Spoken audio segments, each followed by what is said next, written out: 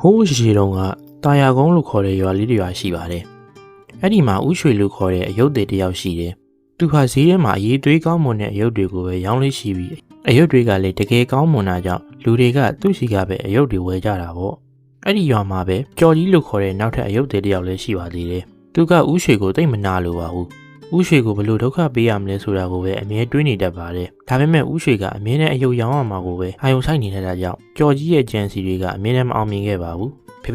အယုတ်ဝယ်ပေးပါဦးအခုကျွန်တော်ကလေးအတွက်ဟိုအနီအောင်အယုတ်ကလေးပေးပါလားကြော့သားလေးယူလိုက်ပါဦးလေးကျွန်တော်ကိုဟိုအပြာရောင်ကားလေးပေးပါဒါကိုကြည့်ပြီးတော့ကြော်ကြီးကစိတ်ပြက်လက်ပြက်နဲ့ညီးတွားနေပါတယ်ဟာဒါဘလို့ဖြစ်နေရလဲဟိုမှာတော့လူတွေတိုးဝိတ်နေတာပဲငါစီကြတော့တယောက်မှလာမဝဲကြဘူးယူကြပါဦးအယောင်ဆောင်ရုပ်တွေရမယ်ကျွန်တော်အယုတ်ကောင်းတွေရောင်းတာပါအမိုက်တွေရောင်းတာမဟုတ်ပါဘူးဈေးလေးပေါ်ပါတယ်အေးသွေးလည်းကောင်းပါတယ်တခါဝယ်တာနဲ့နှစ်နဲ့ချီပြီးအသုံးခံနေရဲ့ဗျဟောဗျာဈေးထဲမှာဘယ်သူမှငါ့ဘက်ကိုလှည့်အောင်မကြည့်ကြဘူးလူတွေအကုန်လုံးနားပင်းနေရလားမသိဘူးတခုခုတော့မှားနေပြီဥရွှေရှိပဲသွားကြည့်ရမယ်အဲ့ဒီမှာကလေးတွေအများကြီးပဲဟေးကိုကျော်ဘာလို့ဒီဘက်ကိုရောက်လာလဲတကယ်တော့ငါ့စီမှာကလေးတွေလုံးဝမလာလို့ပါကွာမင်းစီမှာတော့ကလေးတွေတိုးဝင်နေကြတာပဲဒါကြောင့်ဒီဘက်မှာတခုခုထူးခြားသလားလို့ငါလာကြည့်တာကျော်ကြီးကထူးခြားတာဘာမှမရှိပါဘူးအမှန်ကလူတွေကပတ်စံပေးရင်ကောင်းတဲ့ပစ္စည်းကိုပဲလိုချင်ကြတာလေမင်းလည်းအယုတ်ကောင်းကောင်းလေးတွေရောင်းကြည့်ပါလားအဲ့ဒါဆိုကလေးတွေကမင်းစီမှာလည်းလာဝယ်ကြမှာပေါ့ခဏကြာမှကလေးတယောက်ရောက်လာပါတယ်ဦးလေးကျွန်တော်ဟိုအစိမ်းရောင်အယုတ်လေးလိုချင်တယ်ကြည့်ပါအောင်ကျော်ကြီးငါလူတိုင်းကိုအယုတ်ကောင်းတွေပဲရောင်းတယ်အမြင်နည်းနည်းပဲရပါမယ်စိတ်ချမ်းသာရပါတယ်အမြင်ကြီးစားဖို့ပဲကြည့်နေရင်တော့နောက်ဆုံးဘာမှမရပဲဖြစ်သွားလိမ့်မယ်ဟာကွာဒီကောင်ငေါ့တရားလာဟောနေပြန်ပြီနေတော့မော့မင်းကငါ့ရဲ့အစွမ်းပြရမယ်မင်းကဒီနေရာမှာအယုတ်ရောင်းငါမင်းနေရာမှာအယုတ်ရောင်းမယ်ဘလို့လဲဥရှိကသဘောတူလိုက်တော့ကျော်ကြီးကမင်းသဘောပဲနော်နောက်မှငါမင်းရဲ့ဖောက်တယ်တွေကိုလူတယ်လာမပြောနဲ့အဲ့လိုပြောပြီးသူတို့နှစ်ယောက်သားကရီးလိုက်ကြပါတယ်ကျော်ကြီးကဘယ်သူမှသူတစ်ပါးရဲ့ကင်ဂျမာကိုလူယူလို့မရပါဘူးစိတ်အေးထားပါသူတို့ကဒီလိုပြောပြီးနေရာချင်းလဲလိုက်ကြပါတယ်အဲ့ဒီအချိန်မှာကလေးတယောက်ကပြေးလာပြီးကျော်ကြီးရဲ့ရုပ်ဆိုင်ရှိမှရက်လိုက်တယ်ဒါအယုတ်လိုချင်လို့လားဘယ်ဟာယူမလဲပြောပါဦးဥရွှေရောကျွန်တော်ဥရွှေစီကပဲအယုတ်ဝယ်ချင်တာကျော်ကြီးကဥရွှေရှိတဲ့နေရာကိုလက်ညှိုးထိုးပြလိုက်တော့ကလေးကဥရွှေစီကိုပဲပြေးသွားပါတယ်နောက်တစ်နေ့မှာတော့ကျော်ကြီးကစိတ်ညစ်ညစ်နဲ့ဥရွှေရဲ့အိမ်သားကိုသွားကြည့်ပါတယ်ဥရွှေကရောင်းမှုအတွက်အယုတ်တွေကိုပြင်ဆင်နေတာကိုမြင်လိုက်ရတယ်ဥရွှေအလုပ်တစ်ခုနဲ့အပြင်ကိုခဏထွက်သွားချိန်မှာပဲကျော်ကြီးကအိမ်ထဲကိုခိုးဝင်လာတယ်ပြီးတော့ဥရွှေရဲ့အယုတ်အချို့ကိုချိုးဖဲ့ဖျက်ဆီးလိုက်တာပေါ့သူပြန်ထွက်သွားတဲ့အချိန်မှာပဲကလေးတယောက်ကသူ့ကိုမြင်သွားပါတယ်ဟာဒါကျော်ကြီးပဲသူဘာလို့ထွက်ပြေးနေရလဲအဲ့ဒီနေ့ဈေးထဲကကောင်လေးတယောက်ကဥရွှေစီကဆင်ရုပ်လေးလာဝယ်တယ်ဥလေးဒီဆင်ရုပ်လေးပေးပါဟာဥလေ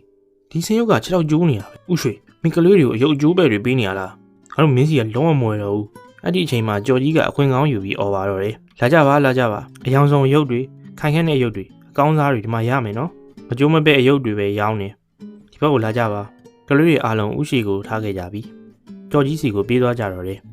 နောက်တစ်နေ့မှလည်းဥရွှေကအယုတ်တွေကိုတေးချာချာထုတ်ပိုးပြီးရေချိုးသွားတဲ့အချိန်မှာကျော်ကြီးကမနေ့ကအတိုင်းပဲခိုးဝင်ပြီးအယုတ်တွေကိုထပ်ပြီးဖျက်ဆီးလိုက်ပြန်ပါတယ်။အဲ့ဒီနေ့ဈေးထဲမှာလည်းဥရွှေကြီးကဝယ်တဲ့မြင်းရုပ်ကအမိတိုနေပြန်နေ။ဟာဥလေးမနေ့ကကြတော့စင်ဒီနေ့ကျတော့မြင်းဥကလူလိမ်မဲဗျ။ဥရွှေခင်ဗျာဘာဖြစ်လို့ဖြစ်မှန်းမသိပဲစိတ်မကောင်းဖြစ်နေရပါတယ်။သူကတွေးလိုက်တယ်။ဒါကျော်ကြီးရဲ့လက်ချက်ပဲဖြစ်ရမယ်။ဒါပေမဲ့ငါမှတက်တည်မရှိဘူး။ငါသာအမှန်တိုင်းယူသားနေရင်တနေ့တော့အမှန်တရားပေါ်ပေါက်လာမှာပါကျော်ကြီးကတော့ဒီအခွင့်အရေးကိုတုံးပြီးမြေစည်းရုပ်တွေကိုမဖုတ်ခဲနဲ့အပေါ်ကနေဆေးရောင်လှလှလေးတွေတုပ်ပြီးလူတွေကိုစတင်လင်းလဲပါတော့တယ်ကျော်ကြီးကအိမ်ပြန်ရောက်တော့တကုံရီမောရင်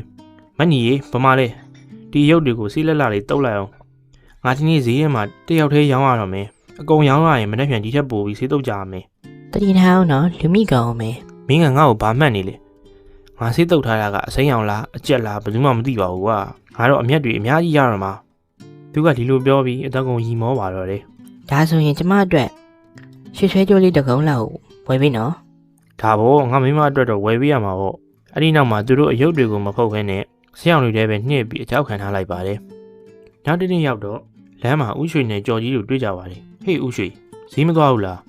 းမသွားတော့ပါဘူးကျော်ကြီးဟာရွာသားတွေကငါ့ကိုပြန်ခေါ်ရနေမှာပဲငါပြန်သွားတော့မယ်သူကဒီလိုပြောပြီးတခြားရွာတွေမှာလှည့်ပတ်ရောင်းချရပါတော့တယ်သူဟာနေပူထဲမှာပင်ပန်းပန်းနဲ့အယုတ်တွေဝယ်ကြပါဦးဦးကျော်ကြီးကအဲ့ဒီနောက်မှာမကောင်းတဲ့အယုတ်တွေကိုရောင်းပြီးအမြတ်ကြီးရနေပါတော့တယ်သူတို့လင်မယားနှစ်ယောက်ကလည်းလောဘတွေအရန်တက်လာခဲ့ကြပါတယ်တနေ့ဈေးထဲမှာကလေးတစ်ယောက်ကကျော်ကြီးစီကနွားရုပ်လေးကိုဝယ်လိုက်ပါတယ် ဦးလေးဒီအယုတ်ကဆေးတွေလက်မှာပေးကုန်ပြီစိတ်များသွားလို့ဖြစ်မှာပါကွာဒါကိုကိုမင်းလို့ခေါ်တဲ့လူကြီးတယောက်ကချောင်းကြည့်နေပြီဒါတခုတော့မှားနေပြီငါဒါကိုစုံစမ်းရမယ်ကိုမင်းကလမ်းမှာဦးရွှေနဲ့တွေ့ပြီအကျိုးအကြောင်းတွေကိုမေးမြန်းကြည့်တယ်ဦးရွှေကသူ့အယုတ်တွေဘလို့အကျိုးတွေဖြစ်ကုန်လဲဆိုတာကိုပြောပြတော့ကိုမင်းကတန်တရားပို့ဝင်လာခဲ့ပါတယ်နောက်တစ်နေ့မှာကိုမင်းကကြော်ကြီးရဲ့အိမ်ပတင်းပေါက်ကနေချောင်းကြည့်လိုက်တယ်ဆေးရည်တဲ့ရေတွေရောနေတာကိုမြင်သွားပါတယ်ကြော်ကြီးကဒီနေ့ကလေးတွေကိုဒီတိုင်းပဲလိန်ရောင်းရမယ်ကိုမင်းကချက်ချင်းပဲអော်လိုက်ပြီးရွာသားတွေကိုခေါ်လိုက်ပါတယ်ဟေးတွေလာကြပါဦးကြည့်ကြပါဦးကြော်ကြီးကငါတို့ကိုဘလို့လိန်လဲဆိုတာမင်းတို့ပတ်စံပေးဝယ်ရမြေဆွေးအစိမ်းတွေဗျရွာလူကြီးနဲ့ရွာသားတွေရှိမှာကြော်ကြီးနဲ့သူ့မိန်းမဟာခေါင်းငုံမီရက်နေရပါတယ်ကိုမင်းကကြော်ကြီးဥရွှေရဲ့အိမ်ထဲခိုးဝင်ပြီးအယုတ်တွေဖျက်ဆီးနေတာကိုလည်းတက်တည်နေတော့ပြလာပါတယ်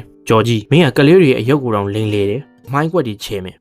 ပြီးရင်မြင်းမော်ကိုတင်ပြီးရွာပတ်ပြီးဒဏ်ခတ်ရမယ်မင်းရဲ့ရင်ဘက်မှာလည်းငါဟာလူလိန်လောဘသားဖြစ်တယ်လို့ရေးပြမယ်အဲ့လိုပြောပြီးဥရွှေကိုချက်ချင်းသတင်းပို့ကြပါတယ်မနက်ဖြန်ကစပြီးသူဈေးထဲမှာဈေးပြန်ရောက်လို့ရပြီပေါ့ကြော်ကြီးဟာရှက်လွန်းတာကြောင့်မျက်နှာကိုမဖော်ရဲပဲမီးပေါ်မှာခေါင်းငုံကလိုက်ပါသွားရပါတော့တယ်ဥရွှေကကျွန်တော်တို့မှားသွားပါတယ်ဥရွှေပဲဈေးမှာပြန်ရောက်ဝေးပါဥရွှေကကောင်းကင်ကြီးကိုမော့ကြည့်ပြီးဝမ်းသာလွန်လွန်မျက်ရည်တွေကျလာပါတယ်။ရွာသားတွေအားလုံးလည်းတောင်းပန်ပြီးသူတို့ရဲ့အမှားတွေကိုဝန်ခံကြပါတယ်။အခုတော့ဥရွှေရဲ့မျက်နှာမှာပြုံးမှန်တွေပွင့်သွားခဲ့ပါပြီ။အမှန်တရားဘက်ကယက်တီသူဟာဘယ်တော့မှမရှုံးနိုင်ပါဘူး။